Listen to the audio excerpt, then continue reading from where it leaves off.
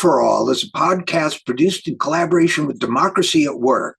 Here we explore history, science, culture, and other areas of study to imagine what a post-capitalist world might look like and how we might get there from here. Of course, that sometimes involves figuring out how we got to where we are in the first place. But this podcast series is founded on the belief that our technological imaginations, including our financial imaginations, have completely outraced our social imaginations, leaving us at the mercy of the exploitative few. And this week, we'll be talking about what I've called Wall Street's 10,000-year curse. Now, the use of the word curse suggests superstition. If we were superstitious, we would certainly wonder about Wall Street, about Lower Manhattan itself, because it has a history of greed and exploitation and grim endings as a result that dates all the way back to the Paleolithic Era. And insights from this 10,000-year curse, or whatever you want to call it, certainly 10,000-year history, can help us create a human-centered economy, I think, rather than a money or accumulation-centered economy. I began thinking about all this quite a few years ago, actually, when I was sitting in Battery Park in Lower Manhattan one morning, looking at that ugly flagpole they have there and drinking a cup of coffee in a styrofoam cup, watching people going to work. And my first thought was not about a curse, but about what the ancient Romans called the genius of a place, the spirit of a place. The plural geni locorum, in singular geni loci, I believe. I'm not sure my pronunciation is correct. In any event, it was the idea that any place, whether it was vineyard, a village, a home, a river, would have a guardian spirit or benevolent deity looking over it and keeping it safe. And they would pray, ask favors of that deity, and so on. By the way, the root of the genius part of that, they tell us, has a lineal relationship or an attribution that goes back to the Arabic word al-ghul, which means literally the demon. And that seems a little more appropriate for talking about Lower Manhattan. But at first I hadn't gotten to the ghoulish part. I was just thinking about also, other animist beliefs. The Shinto religion has kami, which are, again, spirits of a place or a phenomenon. It might be a cloud, or it might be tied to a cloud, or a mountain or a river. But the idea that spiritual entities inhabit everything. That's why if you're fortunate enough to go to Japan, they have what they call torii gates, or roped off areas where they think these spirits live.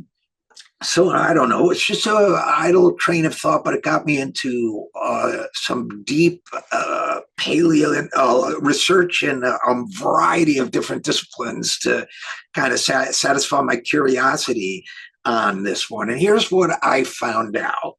That the first wave of human beings arrived on Lower Manhattan, on Manhattan Island, nearly 10,000 years ago. That's around the time of the ending of the Paleolithic Era. What did they do there? They hunted the wildlife to extinction.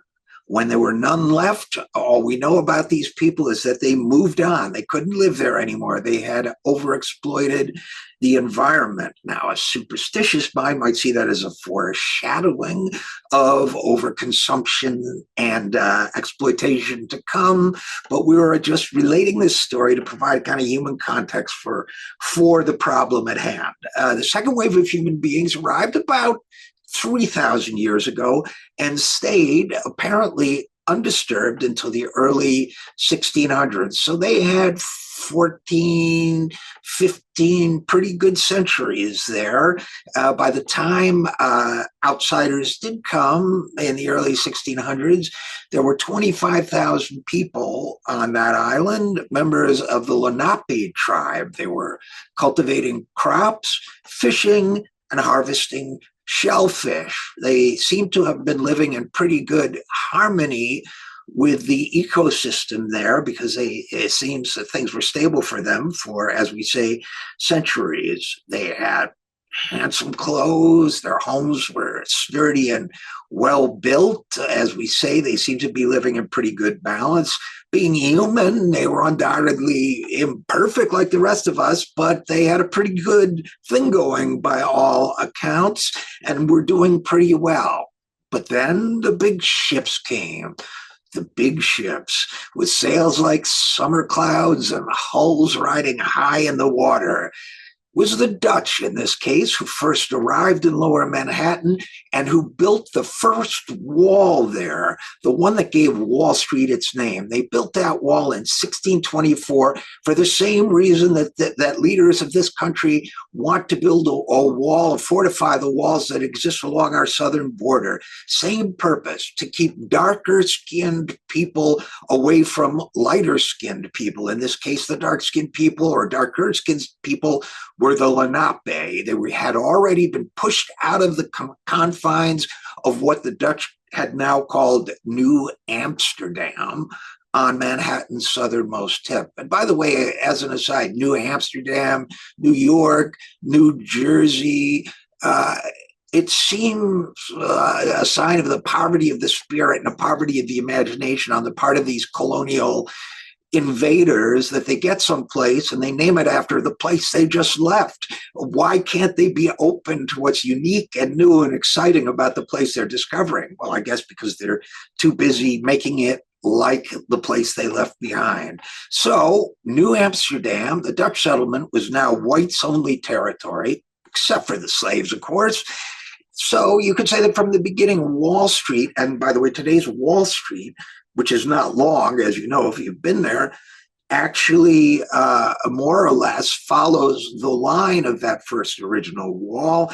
And it kind of serves the same purpose. It's a barrier, a dividing line between the powerful and the powerless, between the wealthy and the not wealthy, between those who have and those who have not and are subject to the whims of the few behind the wall. Now, the Lenape had collected free-flowing water from rivers and streams in order to hydrate themselves.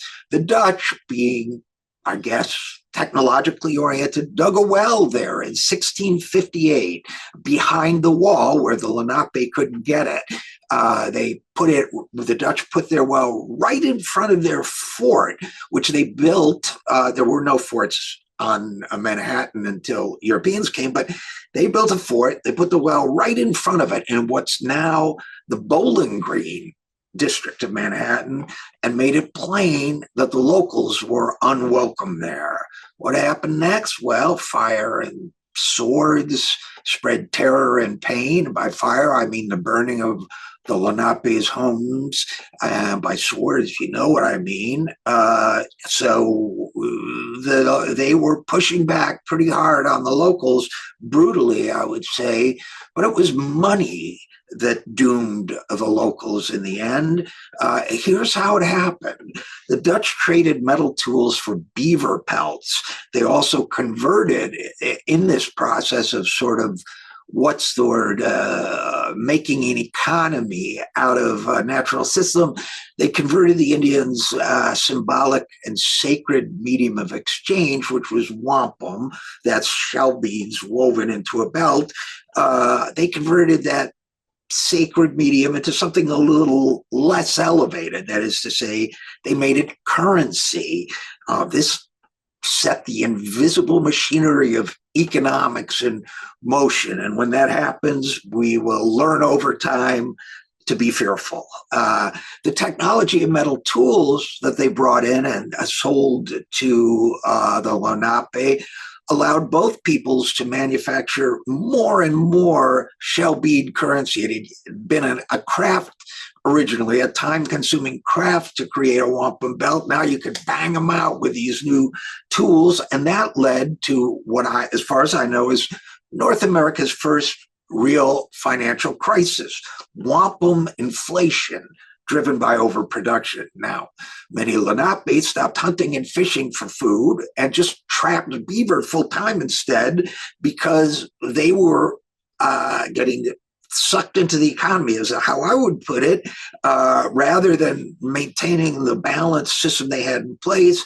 They got more pelts for more tools so they could create more wampum belts. So the wampum currency was being devalued. They were becoming dependent on the trade. We've seen this play out over centuries since then in colonization of all sorts of peoples around the world. But what happened in Lower Manhattan was a kind of economic doom loop that tore through the Lenape villages like a monster from the colonial id, which in a sense it was, because it brought with it all the what was soon to be, in fact, at roughly the same time, what was taking place in England and elsewhere, the enclosure of the commons, etc. So as its doom loop moved forward, more and more Lenape stopped hunting and fishing to just hunt beaver for currency, more tools, more pelts, less value. 25 years later, there were no beaver left in what is now the 5 boroughs of New York. 75 years later, the Lenape were gone. Maybe a few stragglers were left, but virtually all of them had either succumbed to disease, slaughter, or starvation, causing the remainder, the ones who survived, to flee their free market dystopia for more hospitable surroundings. Now, as for the Dutch, they had built that well that I told you about, outside the walls of their fort. So when British warships came sailing into the harbor in 1664, the Dutch were faced with a difficult choice. They could either surrender to the British or remain behind their fort, safe from military attack, but dying of thirst. The Dutch surrendered, of course, which I guess only goes to prove that what goes around comes around. Now let's take a little flash forward into the future. Let's talk a little bit. We're not going to take a completely linear approach here. The neighborhood where Eric Garner died. Remember, I Can't Breathe? Of course you do. Say his name, Eric Garner. It was near the terminal point for the Staten Island Ferry, which leaves Lower Manhattan, what we're talking about, from Whitehall Street. The Whitehall Ferry building that now exists is a few minutes walk from Wall Street, which we were just talking about, and it shows. When you go into the Whitehall Ferry building, you enter a gleaming and futuristic edifice of steel and glass, 21st century landmark, which evokes the preceding century, the 20th century's enduring faith in the future. That's right. Within living memory, Americans as a society, although individual people were living in despair, as a society, as a political economy, the United States of America had an enduring faith in the future. They called it the American century back then, and the metropolis of New York was its capital. So the buildings they constructed were temples to prosperity, shrines to an era of growth that they thought would never end. Now, that Whitehall Ferry building, they gushed in one magazine that it, quote, seemed to embrace harried commuters in rough, thoroughly secular imitation of St. Peter's Square, welcoming pilgrims, end quote. The article added that the building employs, quote, a state-of-the-art heating and air conditioning system partially powered by solar panels, end quote. Today, that ferry building also boasts a number of retail shops, as well as New York City's only indoor farming market. farmers market, excuse me. Now, bear in mind that 1 in 4 New Yorkers cannot meet the basic necessities of living, according to the latest study. And so you enter this gleaming shrine, palace, whatever you want to call it, St. Peter's Square of the future. You get on a boat, you wind up in Staten Island, the terminal station there, a little building alone against a dock, wedged between a large parking lot and inland waters that you can see sometimes have the covered with those little white caps. The address is 1 Bay Street. Eric Garner was killed by the police at 202 Bay Street. Wall Street's pilgrims to the future might feel a little less welcome there. Last time I looked at it, there was Bay Beauty Supply, where multiracial models struck poses in the window posters. Next door is the Wig Zone or Wig Zone Fever. I couldn't tell from the sign. The day Eric Garner died, there was a sign on the window that read, "On sale, regular wig, $9.99. That's 2 neighborhoods, 2 worlds separated by a 25-minute ride on the water. Now, we're going to skip over, obviously, a lot of history. We've already gotten to the 20th century, but we'll just put it this way. The wall became a street. The street became a river of sorts, a river of money, of data, of ambition, as electric as a burning fuse. Fortunes rose and fortunes fell. Anarchist bombs exploded but were forgotten. The Depression came, people jumped from buildings, and eventually the lessons of that depression would be forgotten too. In the mid-1990s, there had been a cultural inversion. I was working on Wall Street then. People were insisting that the world of business, which we grew up thinking was boring, was now somehow edgy. Art, politics, revolution, even sex, they were boring now. They were just the byproducts of business transactions, which were exciting. That's where the buzz was, where business magazines used to have names like Forbes. The business magazine of the 1990s was called Fast Company. And no business of that decade was faster than finance. Time accelerated, risk factors flashed and rose on electric screens, aggregated and swarmed. Deal memos and fund transfers traced arcs like shooting stars across the night skies of a million computer monitors. Many of those shooting stars would leave gaping craters when they fell, but that was yet to come. Now it's 1998, in a meeting room between the intersection of Wall and Water Streets, not far from the docks and fish stalls of Fulton Street, a presentation that's underway. Leading it is a handsome white man in a Tissot watch, black hair neatly parted on the left, in his dark suit and electric blue tie. He could be an FBI agent, but he's not. He's an insurance executive, somebody with a bold reputation as a risk taker. The risks he takes are with other people's money, however. He's a star. I mean, everybody in the room thinks so. Look at him. His teeth shine. His nails are perfectly filed. His cuffs are impeccable. He's about 31, 32 years old. He's speaking to a group of male executives, all white and all older than himself. His younger acolytes, all in his 20s, surround him. It's like the Last Supper, but set in Delmonico's and paid for with a platinum Amex.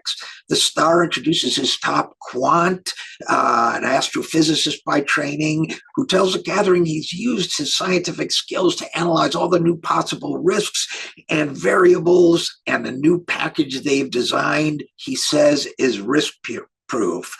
An old senior vice president says, the last risk-proof deal I did cost me $4 million.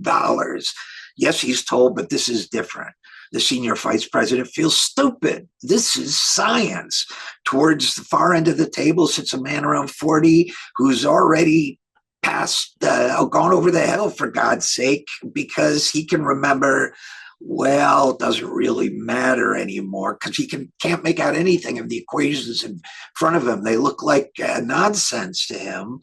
He thinks to himself, this is what obsolescence feels like.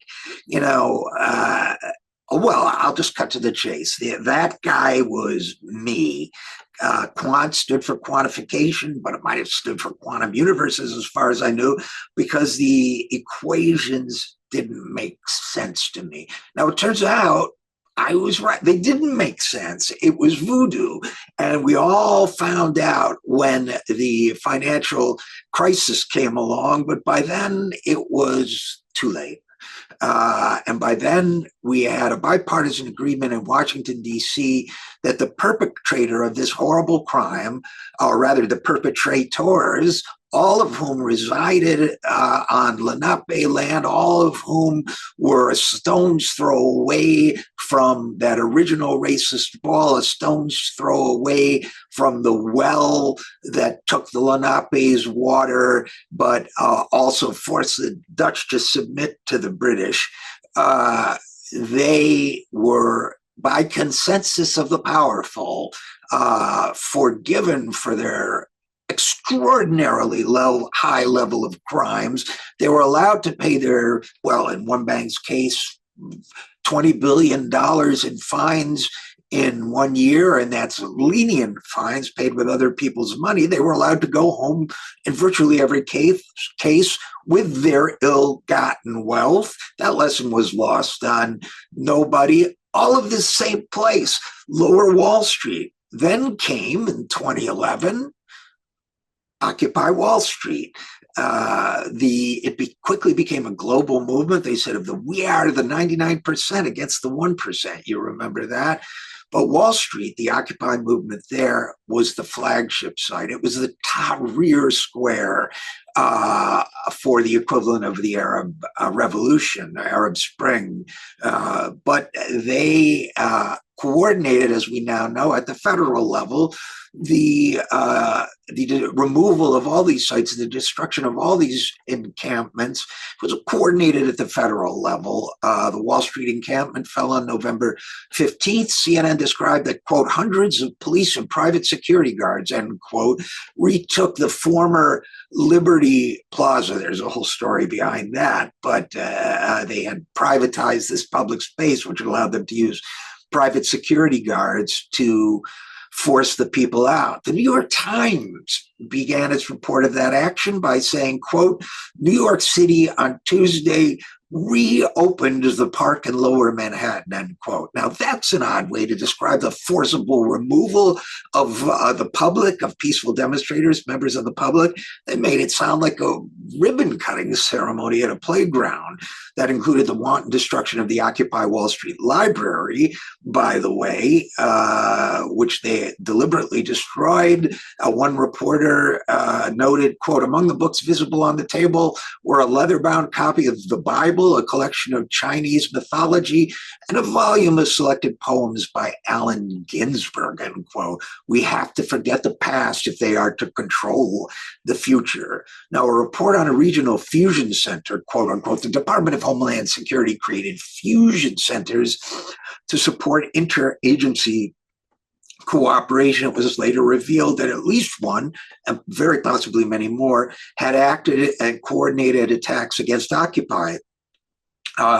These reports showed exhaustive use of government anti-terrorism resources against Occupy and included an interesting case study. The Arizona Fusion Center's close collaboration with bank security personnel at J.P. Morgan Chase to protect CEO Jamie Dimon during a 2011 visit to Phoenix. But this public-private suppression of the people, which began in Lower Manhattan, continues to manifest itself in new, more highly integrated ways. National security contractor Booz Allen, for example, was heavily involved in these fusion centers. In 2011, the year of Occupy, more than 500 Booz employees on LinkedIn included the phrase fusion center in their job titles or descriptions. I checked. James Clapper, a former Booz Allen executive, was now the Obama administration's chief intelligence official. Booz Allen was a $5.9 billion company that year, and most of the work it performed would have been done in past eras by military or civilian public employees, now privatized with a markup.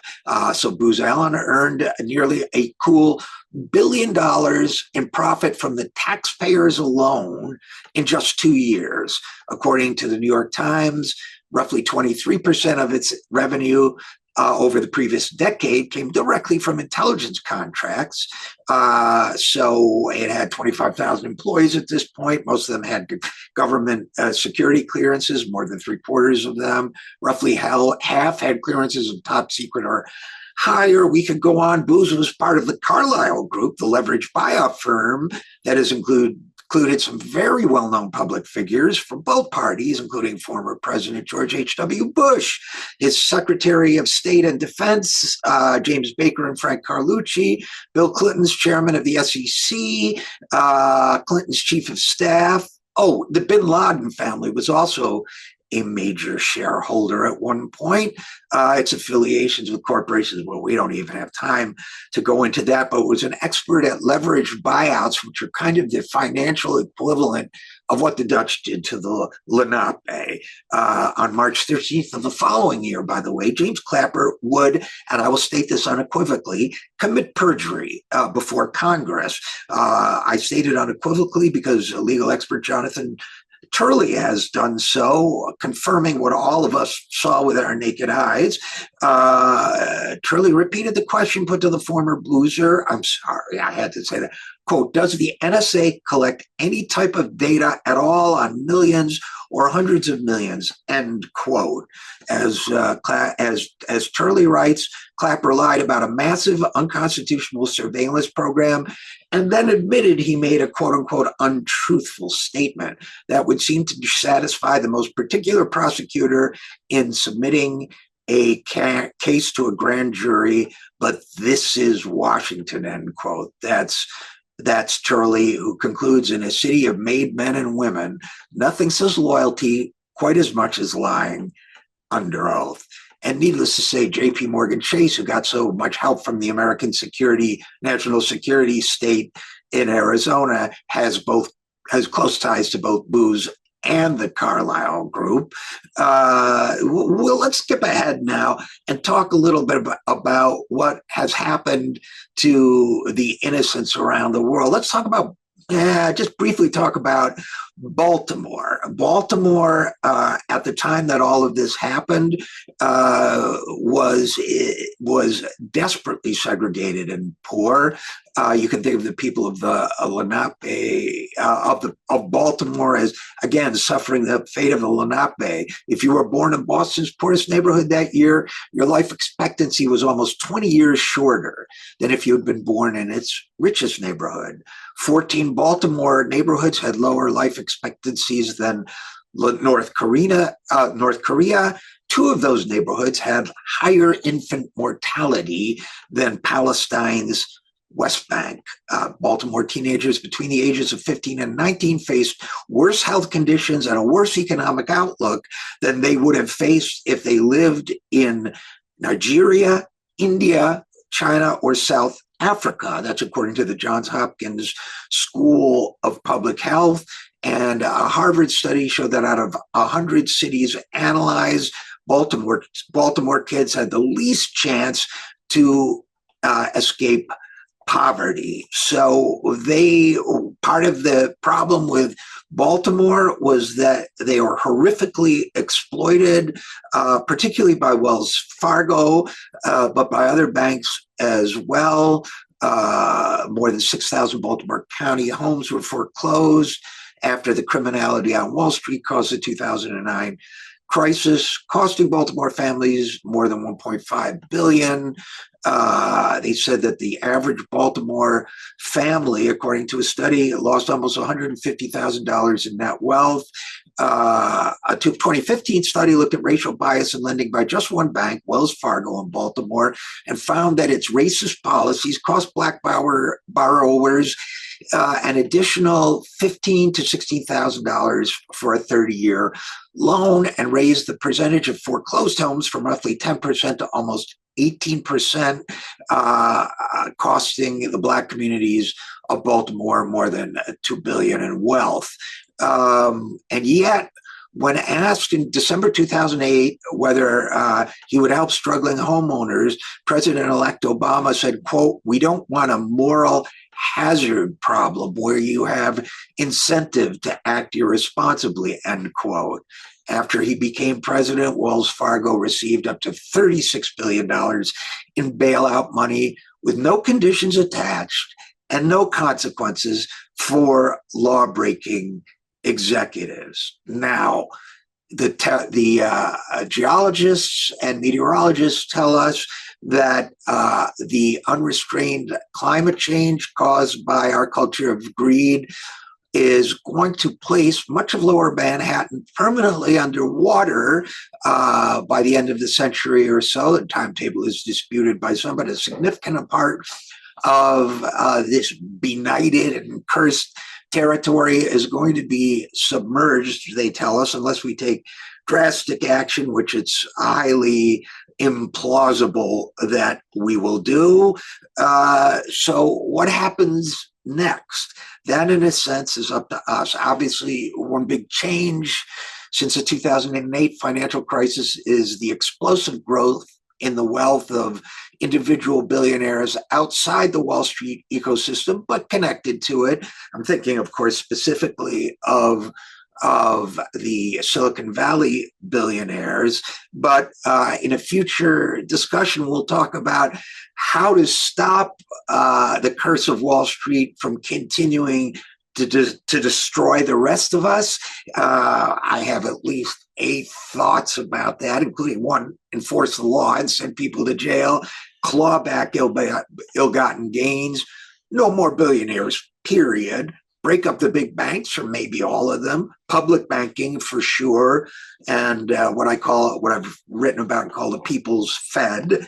But we'll conclude with this for now. We'll get to the solutions in future episodes, but getting back to where we began, in 1926, not far from the site of where the Lenape were forced to surrender to the Dutch, a flagpole was erected in Battery Park, the same ugly flagpole I was looking at when I began the thought process that led to all of this. The inscription on that flagpole says the flagpole is a gift from, quote unquote, the Dutch people to commemorate, quote, an ancient and unbroken friendship, end quote, with the people of Latter-day New York. The Lenape, well, they're not even mentioned, although there's a picture of them. But then there wasn't really a friendship between peoples there. You could hardly say that. In fact, one Native American website says, quote, from an Indian viewpoint, the Dutch were seen as not being hospitable, for they gave few presents and charged for repairing guns, end quote. Well, of course, giving the Lenape guns was not something the Dutch were enthused about. The Lenape can only be seen in one place on the flagpole, and that's in a carved description of the quote unquote sale of Manhattan Island to a stocky Dutchman. That was a mythical transaction invented to legitimize the island's ancient legacy of plunder, a legacy that would only grow with the centuries. So on that fall day in modern day Manhattan, where I sat with my cup of coffee, I watched the crowd make its way through that open plaza and circulate around that flagpole. Most of them, as I say, were rushing to work. A few stopped to buy a snack or a soft drink or a coffee from a pushcart vendor. I remember a clutch of tourists studying a map. There was a sharpness in the breeze because it was October and winter was coming on. I looked around. The ancient animals, they were gone. The Dutch and Lenape, they were gone too. And when the wind blew, the flagpole rang with the hollow sound of metal on metal. As always, thanks for listening. And as always, I welcome your comments.